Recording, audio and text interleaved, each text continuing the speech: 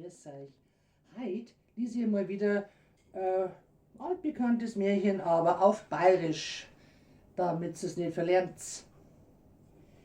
Ach, übrigens, wenn euch das gefällt, dann drückt unten auf Abonnieren und lasst vielleicht einen Daumen da. Das wäre ganz super von euch. Dann lesen wir mal. Die Prinzessin auf der Erbsen. Es war mal ein Prinz, der wollte nichts lieber wie eine Prinzessin heiraten. Er ist um die ganze Welt gereist, um eine richtige Prinzessin zu finden. Aber das war ziemlich schwer. Er hat ganz früh Prinzessinnen getroffen, aber immer was hat nicht gepasst. Es war nie eine echte Prinzessin. Als der Prinz wieder heimgekommen ist, ach, da war er arg traurig. An einem Abend hat es dann ein ganz schlimmes Gewitter gegeben. Dann hat es am Stadttor angeklopft.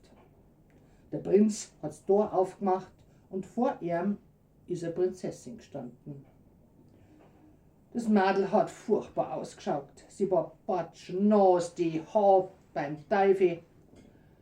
Sie war so elendig beieinander, aber der Prinz hat es trotzdem nicht lassen, weil sie gesagt hat, sie ist eine echte Prinzessin. Wie die Prinzessin ins Bett gewollt, ist die Mutter vom Prinzen auf eine Idee gekommen. Sie hat eine Erbsen genommen und sie unter die Matratzen von dem Mädel gelegt.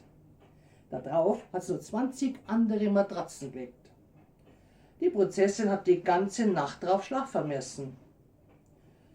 In der Früh war die Königin arg gespannt. Sie hat das Mädel gefragt, wie hast du denn geschlafen? Oh, sehr schlecht. Gott weiß, was da im Bett gewesen ist. Ich habe auf was ganz Harten gelegen und überall blaue Flecken. Da waren sich der König, die Königin und der Prinz einig. Das muss eine echte Prinzessin sein, wer durch so viel Matratzen ein Erbsen spürt. So empfindlich kann sonst keiner sein. Die Prinzessin und der Prinz haben also dann geheiratet.